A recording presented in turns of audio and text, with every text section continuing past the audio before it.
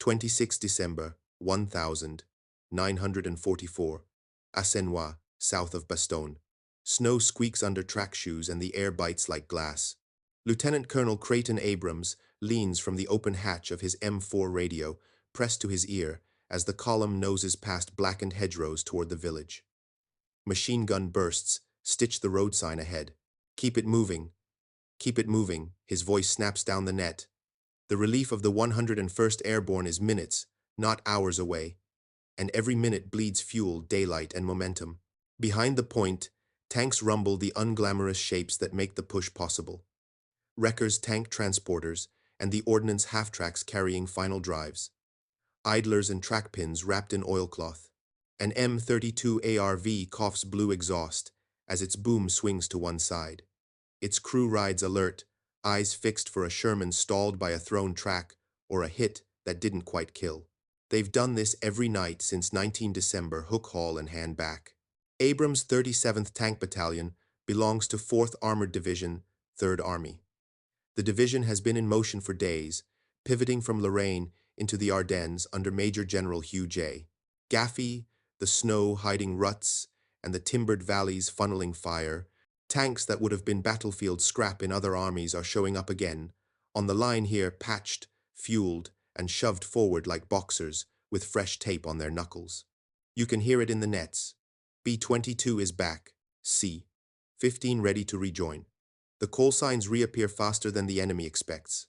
Assenois itself is a tight little knot of stone barns and slate roofs. The lead platoon takes a right-angle bend, and the village erupts. Panzerfaust flashes from a hayloft 75mm HE clanging off a Sherman's glacis. A driver drops a gear. The tank lurches. The track grinds, then snaps. The hull slumps idler biting snow. Throwing a shoe, the driver barks, and the crew is already out with the track jack. 30 yards back, the M32's driver mashes the throttle, and the ARV claws forward under sparks. Rounds slap the barn wall as the recovery sergeant drops to a knee beside the disabled Sherman. He doesn't look up. He's counting end connectors with numb fingers. Pin here. Walk it now. A bow gunner from another tank lies flat, raking the loft with bursts to keep the Fausts down. 2 ordnance men heave the spare block into place, hammering the pin through with a frozen mallet. What takes a motor pool an hour takes them 11 minutes under fire, because that's the rhythm they've drilled since Normandy.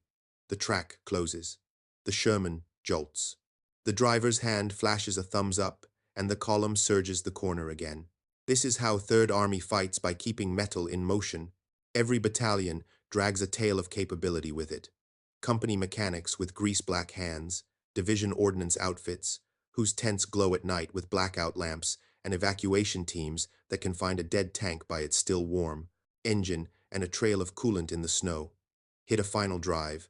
There's a crate in the wrecker with shims and gaskets already bundled. Gun tube heat checked. A spare waits in the service company. A smashed idler. Swap the wheel tension, the run roll. The Germans on this road expected a different war. Their training notes stressed perfection, long-range gunnery, meticulous pre-check machines that were fearsome when everything worked and immovable when it didn't. In Lorraine in September, new Panther brigades learned the cost of that bet when their breakdowns littered the fog. Now, in the Ardennes, the lesson repeats in snow. The enemy punches hard, and then American tanks they knocked out yesterday reappear today with fresh chalk marks on the hull and new track blocks clattering. A corporal from the 53rd Armored Infantry Battalion slides into a doorway and waves the next section forward. He's been riding the deck of a recovery half-track for 2 days, jumping off to help push, pull, or strip what needs stripping. You learn what matters, he grins through frost breath steaming. Fuel, tracks, final drives. Everything else is decoration. Behind him, an ordnance lieutenant scribbles tail numbers in a damp notebook, marking what went back to a forward collecting point last night and what they promised back to Abrams by dawn. Promises matter here. They keep battalions whole. Another corner. Another ambush. A Sherman takes a hit that lifts its right side, the tank slamming down in a burst of steam as the radiator goes. Crew bails. No fire, no cook-off good. The wrecker hooks fast drag bars, clink into place, and the column squeezes by. No speeches, no heroics. Procedure. The wounded hull will be hauled 10 kilometers south into a tree line, where a tent city breathes like a forge. There the radiator will be pulled, hoses replaced, and a mechanic with wire rim glasses will slide under the gearbox with a torque wrench, working by touch and habit. If the turret ring spins clean by midnight, that tank might nose back up this road by morning. Mid-afternoon, the sky flattens to iron. Bastogne lies ahead, the edge of relief marked by tracer that arcs like angry handwriting. Abrams' net crackles, paratroopers' voices clipped and calm, peeking through static. The road between division trains and the point is still alive.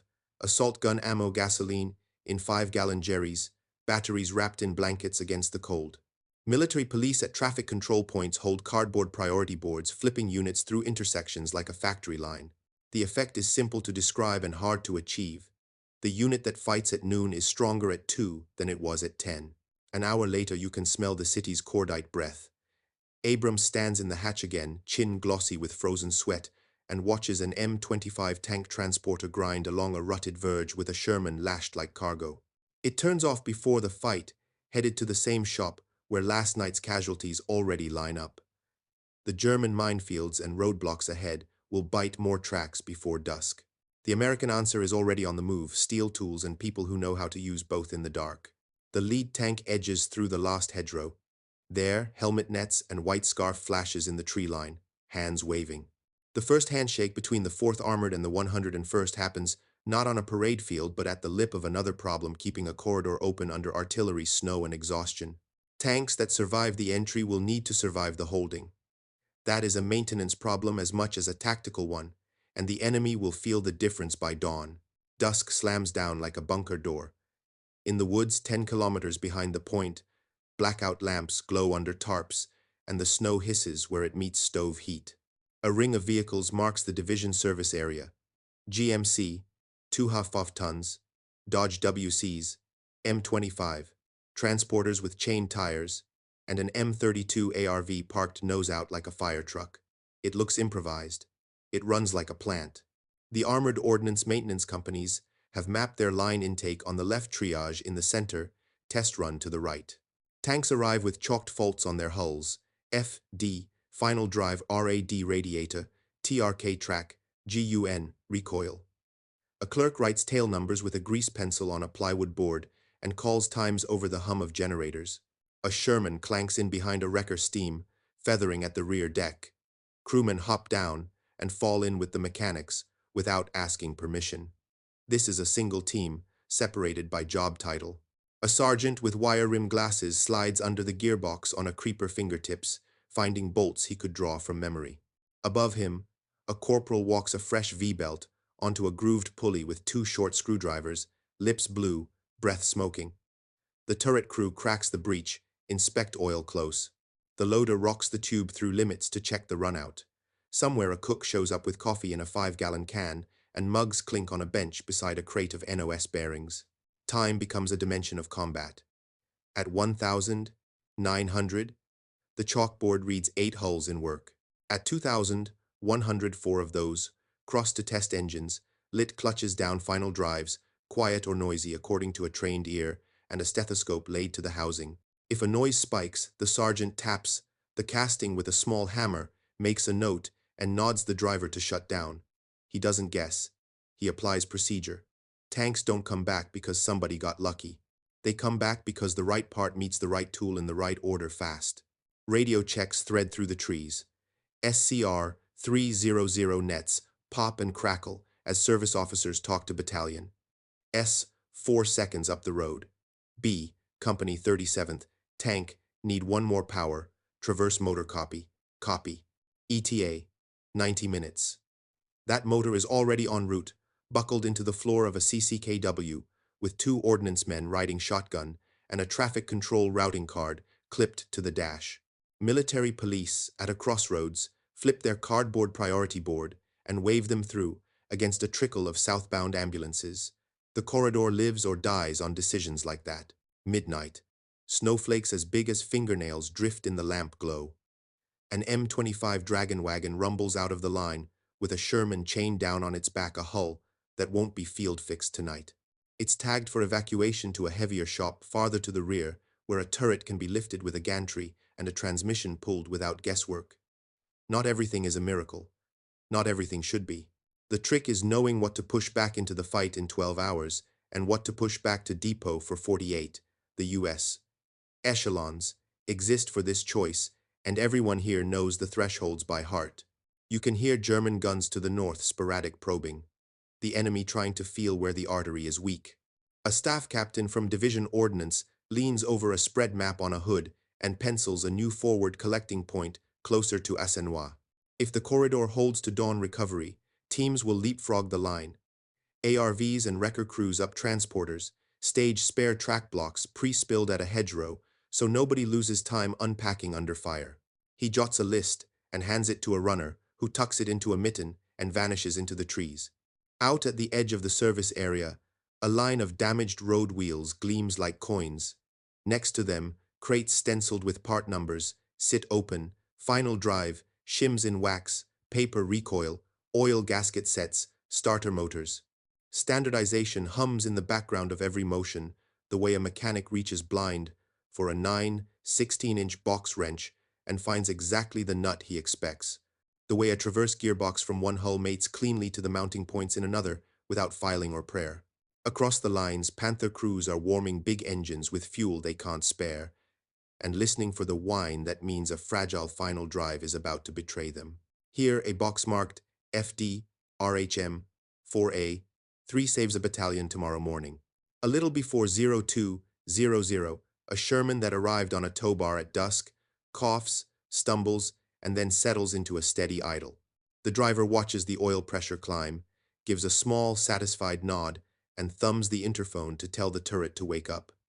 He pulls forward into the test lane, where a corporal with an earplug and a stopwatch waits. Run it, the corporal says, and the driver drives a figure 8 in the snow. No grinding, no hammering. The corporal raises his pencil in a tiny salute and writes one word on the hull side with chalk go. On the far side of the tree line, German infantry of a Volksgrenadier regiment step into attack positions along a hedgerow. They fought 2 Shermans in this field yesterday. They knocked one out and watched the other reverse away with a sprocket clanging. Doctrine says they should face fewer tanks tonight.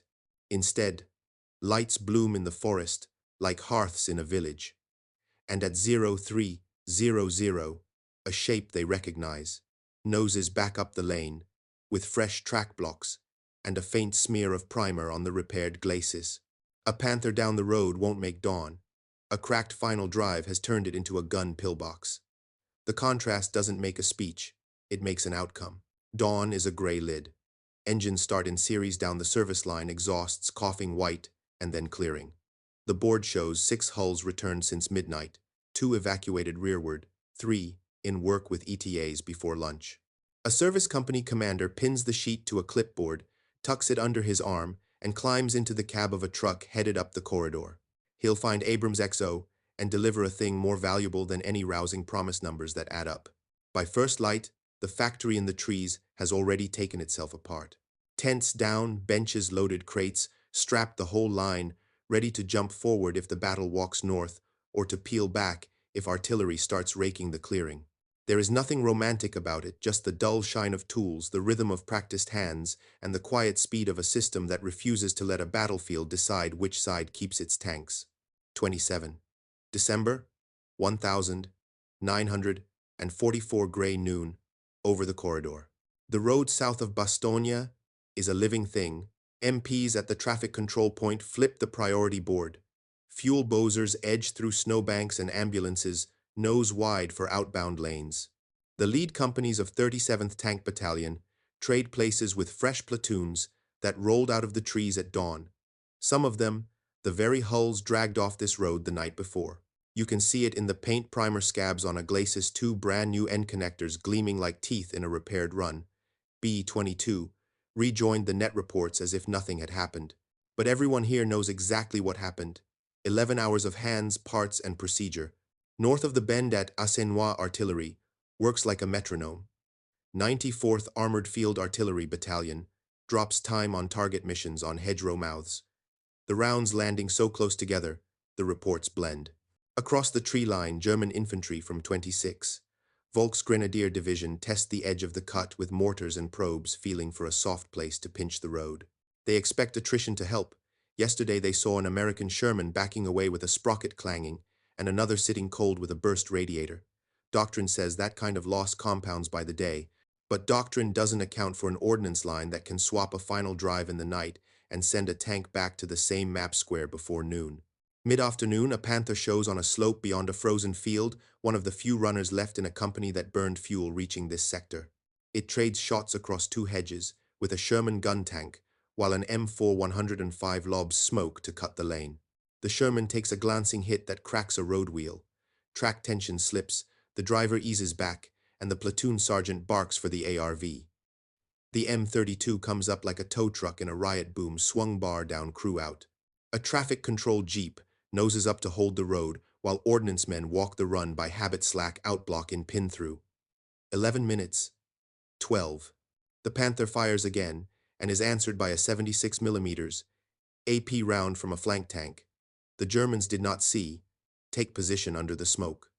The M32's engine never shuts down. When the pin hammers home, the driver clutches in, and the repaired Sherman bumps forward to rejoin the line primer scars still wet in the cold. The Panther eases out of sight. Either it is out of AP, or someone in its turret just listened to a final drive whine too long. Down the corridor division trains function like a diagram come alive.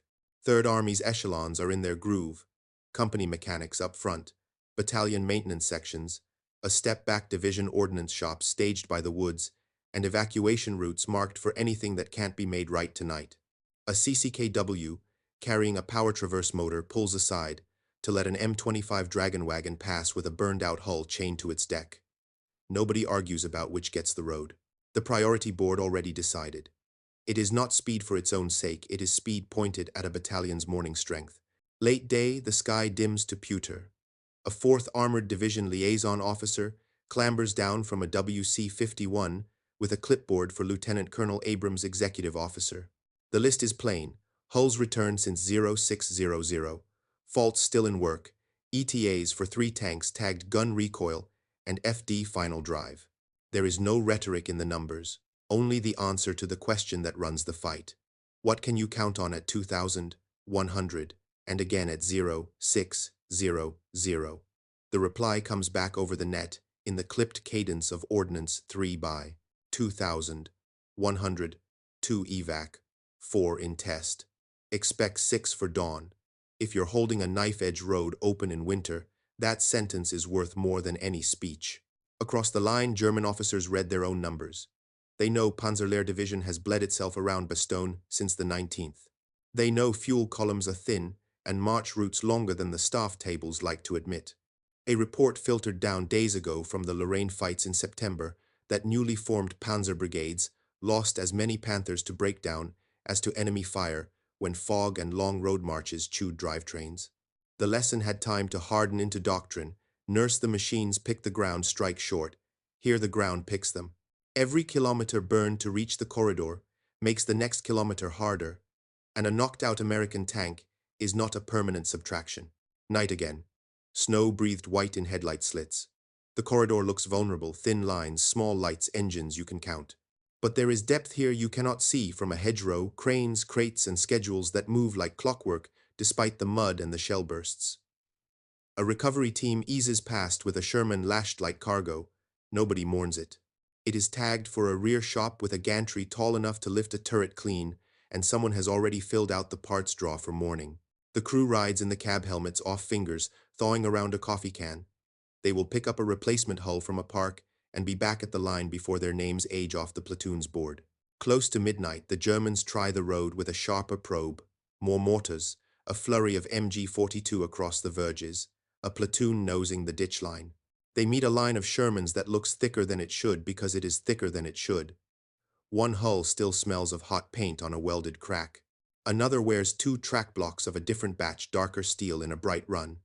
The flank guns speak the probe folds, and the night goes back to the rhythm of engines idling in the trees. By the time dawn hints again, the factory in the trees has already shifted, a kilometer north, benches back out, tarps up the chalkboard clean and waiting. The men who mocked assembly line war have not seen a factory like this moving by map square, leaving repaired tanks behind it like footprints. The corridor holds because the fight is fed every hour with the one commodity that decides armored battles in winter Europe, serviceable hulls at the point of contact.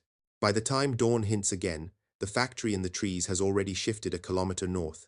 The corridor holds, because serviceable hulls keep arriving at the point of contact. Dusk returns with a dry snow that hisses on tarps. North of Assinois, the hedgerows are charred and pocked. Shell fuses glitter in the ruts like teeth.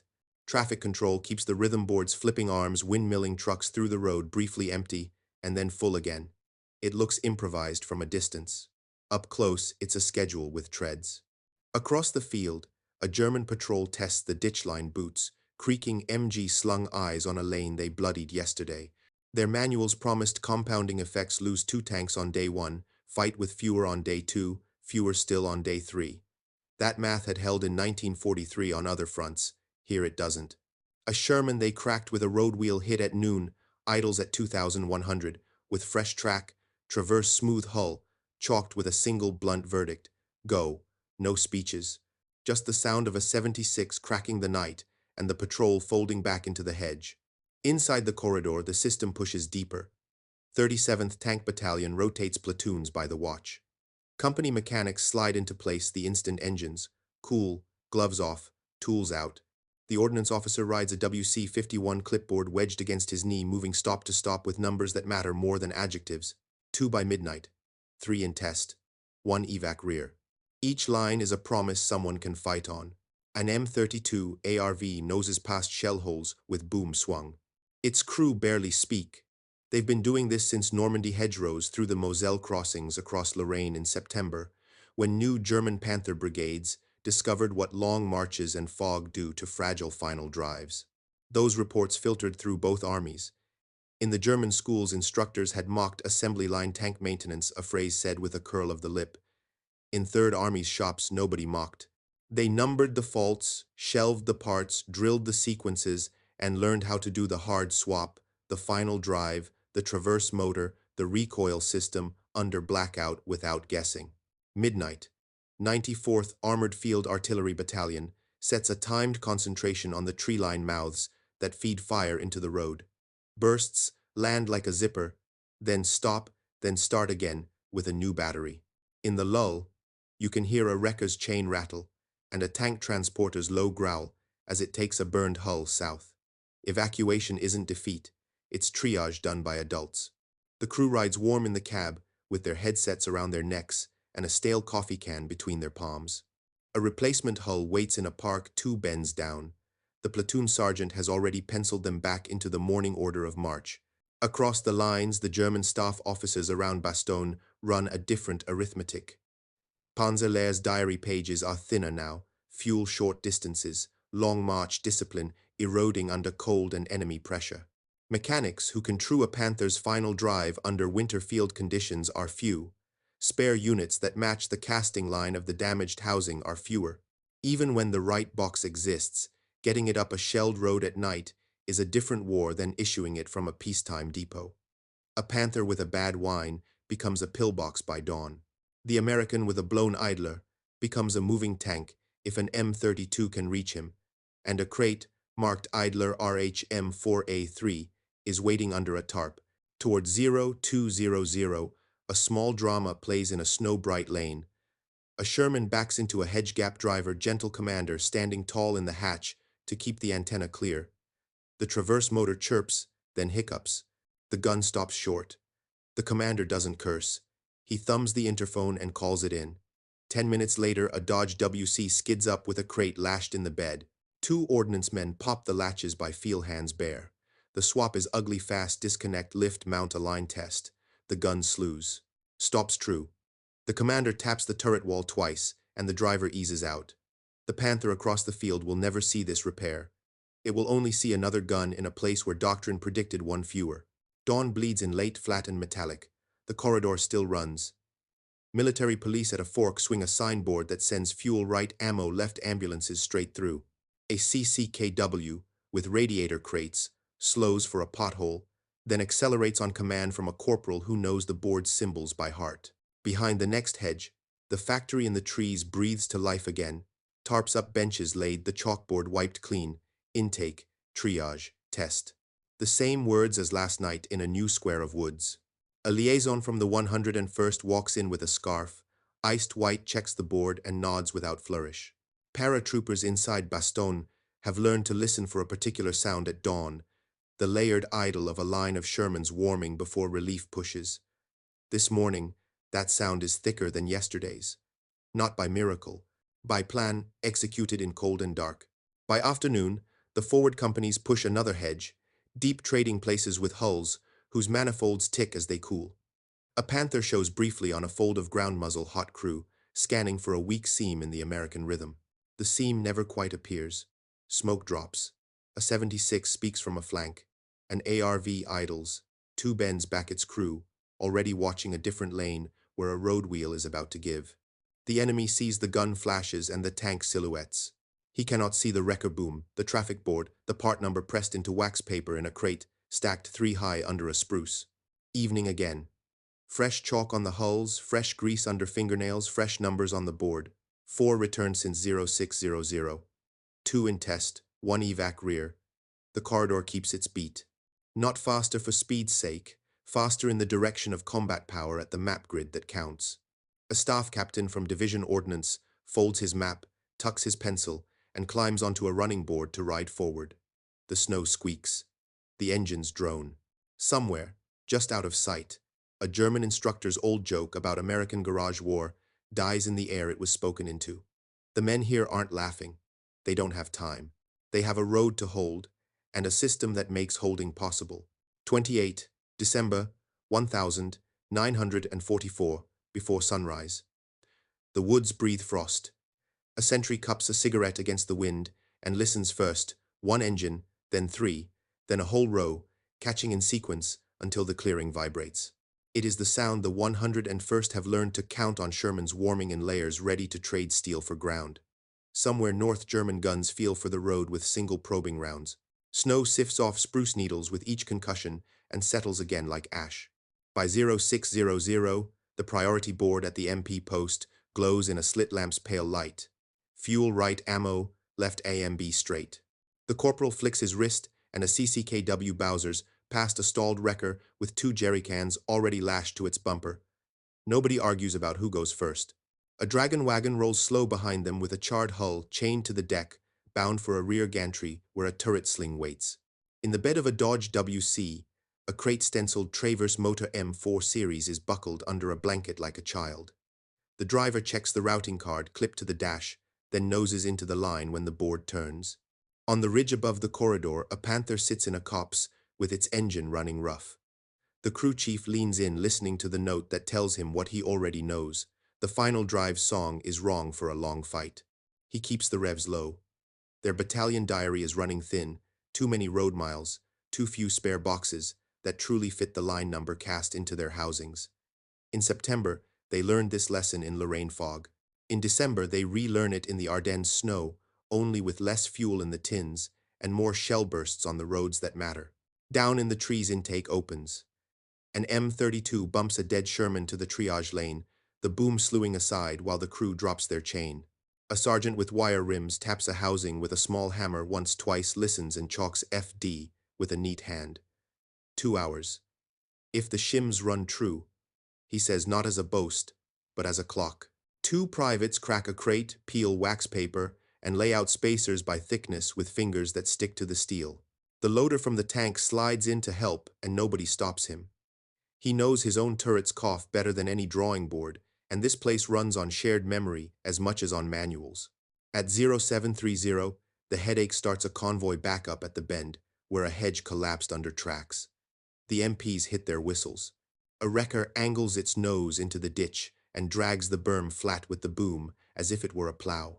A minute, then 2, then the line moves again, fuel on ammo, through ambulances out. The fix is ugly, but it holds, and holding is the only measure anyone cares about.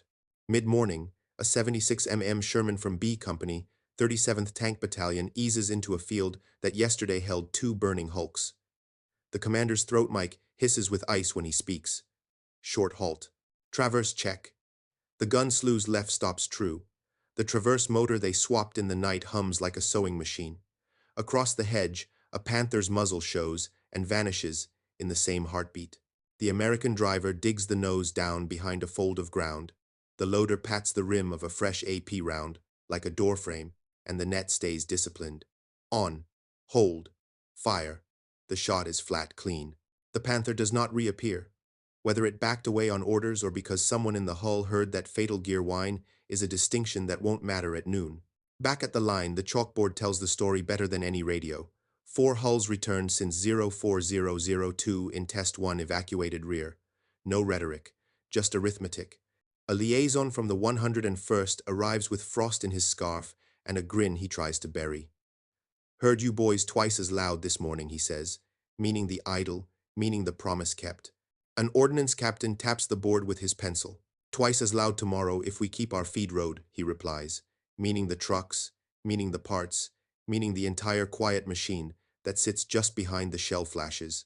Noon slides gray over the corridor. The 94th Armored Field Artillery Battalion drops another set of time on target missions across the hedgerow mouths, where German infantry like to collect before a rush. Batteries lay in fire limber and shift in drills so polished they feel pre-war. The shells land together. The interval afterward is the space. American recovery teams use 10 minutes to hook a damaged hull and crawl it back around the bend. 5. To walk. A track. Pin. Home. With a mallet and a curse. 3. To bleed air from a cooling line and fit a new cap with gloved hands that don't quite feel their own fingertips. In those margins, battles turn without theatrics. Mid-afternoon, a snowfall thick as flour covers the primer scars and new end connectors that marked last night's repairs. To a German patrolman peering through spruce, the line looks unchanged. Too many tanks at this bend, too many engines talking at once. He reports what he sees and is correct. His headquarters draws the wrong lesson. The Americans must have started with more. The truth is plainer and harder. The Americans keep more. They take what they have, break it, fix it, and return it faster than an enemy who needs everything to go right just to stand still. As dusk leans in, a dragon wagon returns, empty chains clattering like spurs. Behind it, a replacement Sherman from a rear park noses forward, hatch lids, new tight tool clamps unscarred. The crew who lost their hull last night climb aboard without ceremony. The platoon sergeant checks his roster and pencils their number back into the line. A mile north, Abrams' voice comes over the net, clipped calm, inexhaustible. Keep it moving. It is the same sentence he used at the approach to Assenois. It means the same thing now. As then, the corridor's strength is a verb. Night again. Lamps under tarps. Stoves ticking. The factory in the trees goes on with its unromantic work intake triage test, while the road beyond hums in the same meter. Across the line, someone leafs through a training pamphlet that once laughed at American garage war and closes it without a smile. Doctrine met a wrecker boom, a traffic board, and a chalk line on a hull that reads, Go, and Doctrine blinked first. Night again. Lamps under tarps, stoves, ticking the factory in the trees working, while the road hums in the same meter. Doctrine blinked first. 29 December, 1944, pre-dawn. Snow falls soft enough to mute boots. Military police warm their hands over a can stove by the signboard and rehearse the pattern, FUL right ammo, left AMB straight. When engines catch, they don't start singly. They ripple through the woods like dominoes falling. A mess corporal ladles coffee into tin cups, and men drink with gloves on. Nobody talks about relief anymore. The word is corridor open, guarded fed. In the half-light, an M32 noses to a hedge break and idles. The crew chief studies the track, scuffs in the road, and points to a scar where a drive sprocket bit air yesterday. There, he says, and the driver eases forward. The boom swings, the chain drops, the ritual repeats. They hook a Sherman with a wounded final drive and drag it backward out of the fire lane in a motion so practiced the vehicle seems to float. Minutes later, a CCKW with crates stenciled Shim Set FDM4. A 3 bumps to a stop beside a bench that wasn't here yesterday. The bench doesn't care. Intake triage test. The words follow the battle like shadow. On Abrams' net, the tone is clipped almost sterile. 37th Tank Battalion rotates platoons again. B. Company trading with C Company by the watch, so no engine stays cold long enough to sulk. A 76mm gun tank eases past a burnt shell at the Assenois bend, the loader patting the breech once for luck he denies later. The traverse motor swapped at 0200 hums clean. Across two hedgerows, a panther's muzzle shows for a second and vanishes. Somewhere in that turret, a headset carries a voice tight with fuel math and road wear. Panzerlehr's reports are thin. 26. Volksgrenadier Division has bled men in hedges that don't have names on any map. The distance between a staff plan and a cold field is longer today than it was a week ago. Mid-morning artillery sets the metronome. 94th Armored Field Artillery Battalion throws a time on target across 3 hedgerow mouths, the air shredding, and then settling into a silence that tastes of fumes. In that interval, the recovery team works the margin jack, under a bogey arm link, walked-in pin-driven home with a mallet that thuds like a heartbeat. 11 minutes becomes 9 because hands remember. The driver thumbs the interphone, the turret slews, and the tank pulls away, with primer still damp in the cold. Back at the service line, a clerk wipes sleet from a plywood board with the cuff of his coat and rewrites the numbers. Returned 6 since 0400. In test 2. Evac rear 1. He pins the board with a nail to a sapling and looks over his shoulder as a dragon wagon backs under a blown hull. Evacuation here is not surrender. It is a different kind of promise. The crew ride warm in the cab, their names penciled back into the afternoon order of march beside a replacement hull parked under spruce boughs. A gantry farther to the rear will do the heavy pull. This lane will keep its beat. Noon brings the kind of cold that makes steel ring higher. A paratrooper liaison from the 101st appears with snow on his scarf and a question he no longer has to ask. He hears the answer anyway, engines in layers, clutches, snicking, radios checking. Baston breathes through the corridor, and the corridor breathes because men who never see a frontline hedge keep their sequence under trees intake triage test. The ordnance captain touches the chalk at FD with a mittened finger and glances at the time. 2 hours if the shims run true. It isn't a boast. It's the edge the road lives on.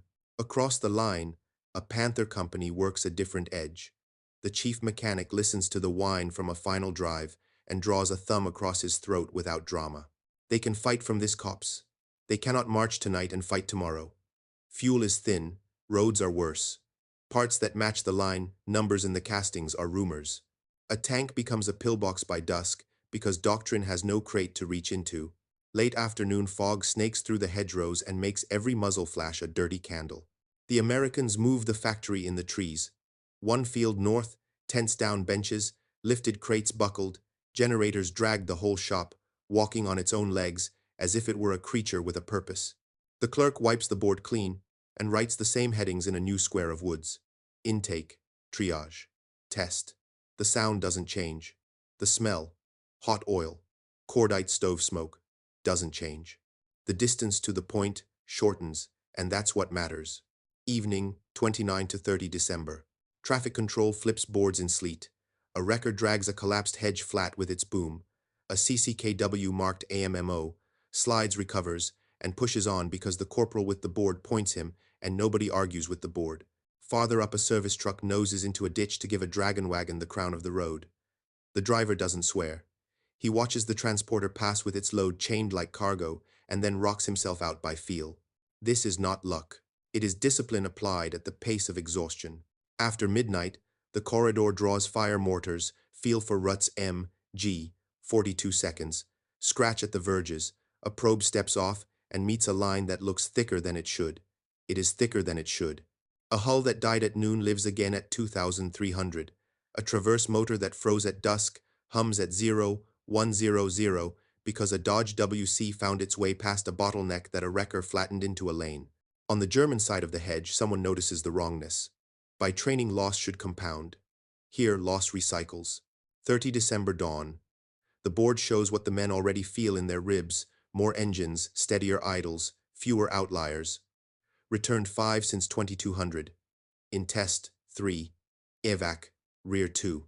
Abrams gets the page on a clipboard, carried up in a WC-51, and nods once. The numbers aren't pretty. They are enough. Keep it moving, he says into the cold, the same sentence he used 2 days ago at the village turn.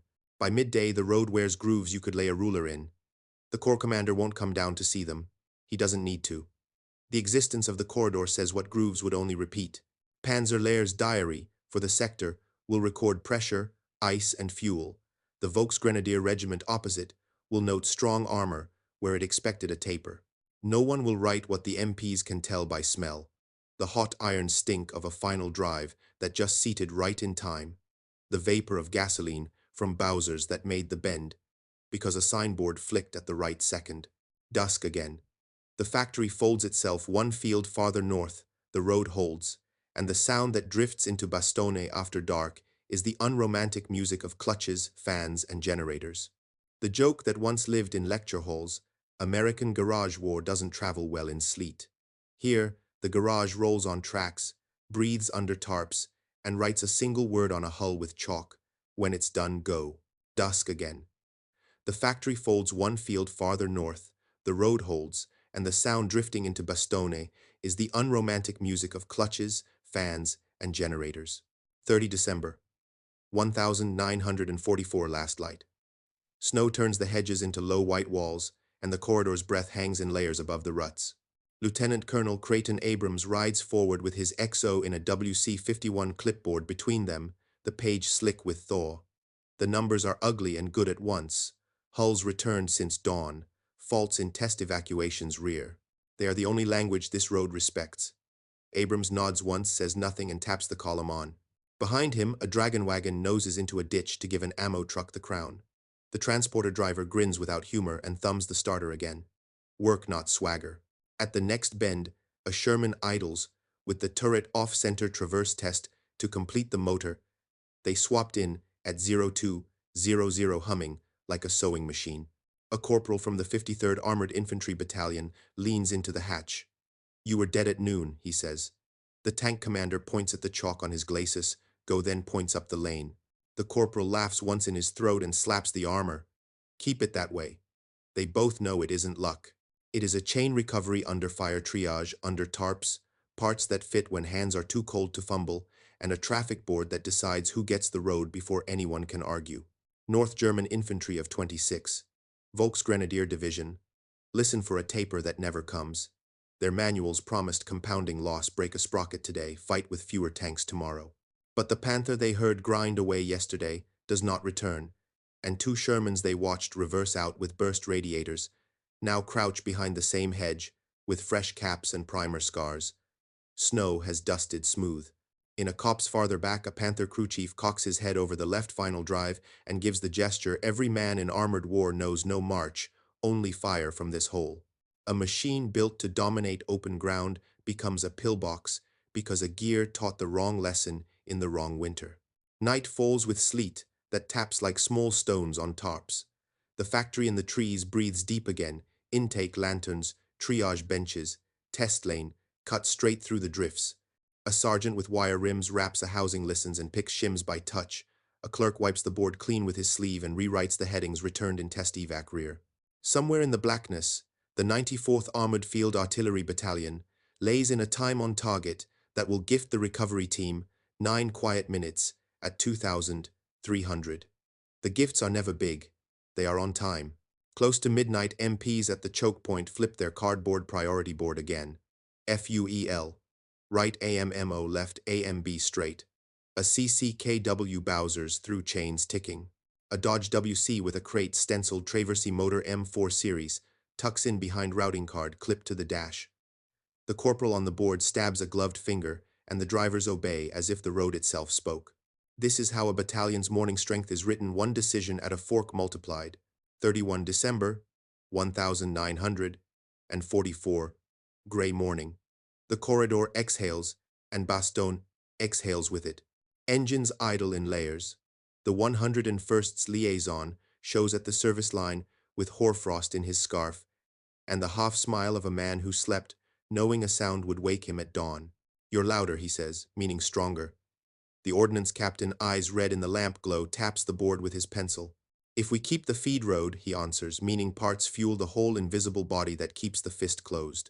Midday, the fight tightens on a fold of ground south of the town. A Panther shows briefly trades a hard shot across 2 hedges, then ghosts away. An M32 slides into the lane. The instant the echo dies, boom out, chain down, teeth bare, with cold. 11 minutes used to be the number they bragged about. Today, 9 happens because hands remember what the book only hints at. The repaired Sherman bumps forward with 2 end connectors of a darker batch glinting like teeth in a bright run. To the German patrol in the trees, the line looks thicker by tricks. It is thicker by procedure. Afternoon, the factory walks again. Tents struck, benches lifted, crates buckled, generators dragged the whole organism, taking the next map square as if it had always lived there. The intake lane points at a different hedgerow mouth now. The test lane parallels a new fence line. Nothing else changes. A clerk writes, returned 4 since 600 inches, test 3 evac rear 1, and nails the board to a sapling. A mechanic warms his fingers over a stove, and then returns to a final drive that must sing right by dark. The song will be counted at the traffic board, not in a diary. Evening old year dying. Abrams stands in his hatch as the last platoon slides past a crossroads that 2 days ago was a question mark on a grease-penciled overlay. Now it is just another place you drive through. His battalion has traded hulls, crews, and parts in a rhythm that would look like chaos to anyone who did not live inside it. To those who do, it is a factory's cadence heard through trees. He lowers his goggles, listens once more to the net service train's field artillery line, 4 voices that keep steel in motion, and says the line that has become the road's prayer, keep it moving. Behind the hedge, a German officer closes a training pamphlet that once laughed at assembly line maintenance and slides it into his map case without comment. The corridor is not a speech he can argue with. It is a ledger he can read. Fuel columns, thin march routes, long mechanical losses that do not come back at the tempo the enemy keeps. Somewhere in his notes he writes, American recovery under fire, rapid return of knocked-out tanks, and underlines nothing because the men opposite have already underlined it with primer chalk and the word on every repaired glacis, go. Midnight comes without ceremony. No flares, no song, just the corridor breathing steady, and the factory folding itself tight against the cold until the next square of woods beckons. The relief of Bastogne is a headline to other people. To the men on this road, it is a sum that balances, because the parts did final drives shim true, traverse motors swapped, clean radiators, capped tracks, walked, and priorities enforced by a cardboard board under a lamp. The laugh that used to live in classrooms about garage war does not carry in sleet. Out here, a wrecker boom writes doctrine better than any pamphlet. Procedure flips battles. It did it by the clock on this road, in this weather, with these hands.